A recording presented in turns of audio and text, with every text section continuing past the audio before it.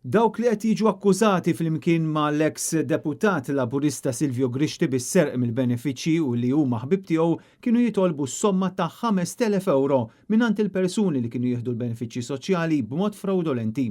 Fil-qorti ħareġ ukoll kif dan l-iskandlu hemm allegatament imdaħħal Mark Allejja li kien lit il-leminija tal-Ministru Michael Falzon.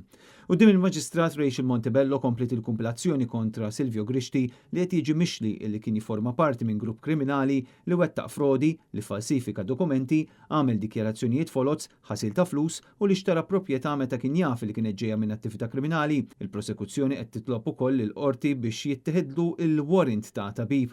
Is-serq kollu mill-benefiċċji soċjali huwa stmat li jaqbes is-6 miljun euro. Il-Pulizija innotati li meta persuni kienu jirċievu l-ewwel ħlas ta' parsi d-diżabilità severa li kienu jbatu minna kienu jiġbdu s-somma u jgħaddu lil dawk imsejħa aġenti ta' Silvio Grixti biex jitħallsu tal-li rranġawlhom sabiex jieħdu l-benefiċċji b'mod fraudolenti. Fi kliem sempliċi, is-serq kien jerġa' jmur fil-but tan-nies ta' Silvio Grixti.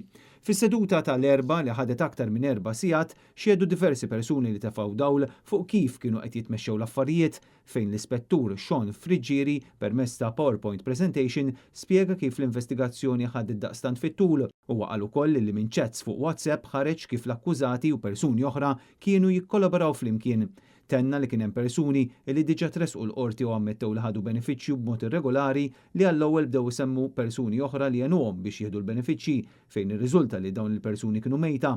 Wara iżda kien hemm min tkellem fuq dak li kienet waslet għalih il-pulizija. Ispettur Friġġier qal li kienu waslu 4 files kaxxa minnhom kienet għal dawk li kienu qed jieħdu l-benefiċċji, kaxxa oħra ta' tobba, b'kollox 16 tabib li kienu fuq il-laptop ta' Grixti.